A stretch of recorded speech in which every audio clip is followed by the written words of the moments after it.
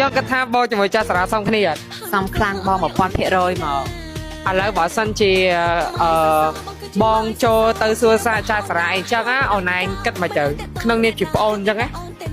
មានកាត់មិនបងអាចារ្យសារាប្រូខ្ញុំតាមនឹងដែរ បាទហើយថ្ងៃហ្នឹងមានអារម្មណ៍ថាចូលចិត្តបងក៏ដល់បងស្រឡាញ់បងអត់ចោះ ចាបង អូខេ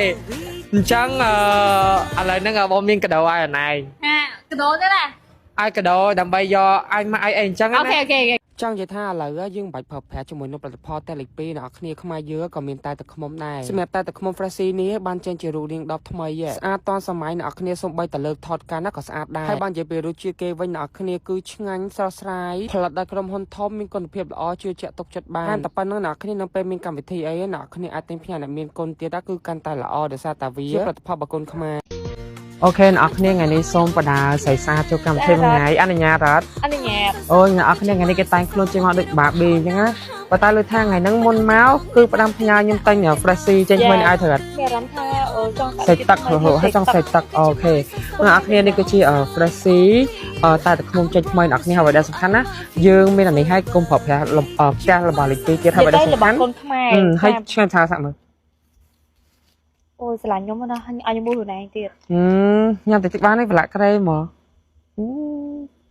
មិនដែរឆ្ងាញ់អត់ ប្រែមិនមានអារម្មណ៍ស្អកក អូ បានតែឡើងស្លាក់កអូអត់គឺឆ្ងាញ់ខ្លាំងមែនតើ អូខេអ្នកគ្នានិយាយទៅ Freshie នេះគឺឆ្ងាញ់ខ្លាំងមែនតើហ្មងអញ្ចឹងយកទៅចូលកម្មវិធីមកខ្ញុំ អូខេចូលបង អូខេថ្ងៃនេះសូមបដាគ្នាចូលកម្មវិធីអ្នកគ្នាមិនដែរឈុតពីរអ្នកខ្ញុំថ្ងៃហ្នឹងស៊ីគ្នាអត់លក្ខណៈ Black Pink អូខេតើយើងមក let's go ទៅដើរទៅហ្មងមក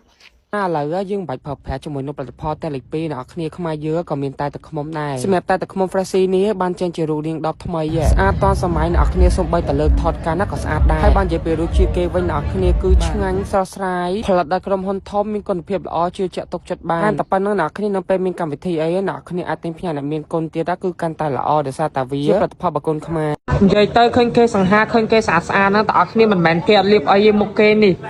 និយាយទៅគេលាបដូចស៊ីអញ្ចឹងត្រូវទេនិយាយពីថាអស់អាខ្លងថ្មីនេះហើយអ្នកគ្នាទៅខ្វះអាចាស់មកលាបទៀតហើយបើសរុបនេះបានតេស្តនៅតែល្អអត់ល្អអូយតើអ្នកគ្នានិយាយទៅណាគេចង់មកស្មៃមុខស្អាតដូចញ៉ាឬក៏ចង់ខ្លាចជាសង្សារញ៉ាកុំភ្លេចប្រើផលិតផលខ្ញុំនិយាយទៅប្រើផលិតផលខ្ញុំបាទខ្ញុំឲ្យខ្លាចជាបងអូនថ្លៃអ្នកគ្នាតែបើថាមានប្រើផលិតផលខ្ញុំតាក់តងបងអូនខ្ញុំក៏អត់កើតដែរណានិយាយទៅត្រូវជួយគ្រប់គ្រងសម្ព័ន្ធគ្នាទៅវិញទៅមកឥឡូវប្រាប់គេមើលអាហ្នឹងលាបបាត់អីគេខ្លះលាបបាត់មុនបាត់រោលឃើញសមុខហើយគេទៀត2គីឡូមុខវ៉ាវហើយនេះតម្លៃប៉ុន្មានអាហ្នឹង6រៀលអ្នកគ្នាចឹងជួយទិញម្នាក់មួយផង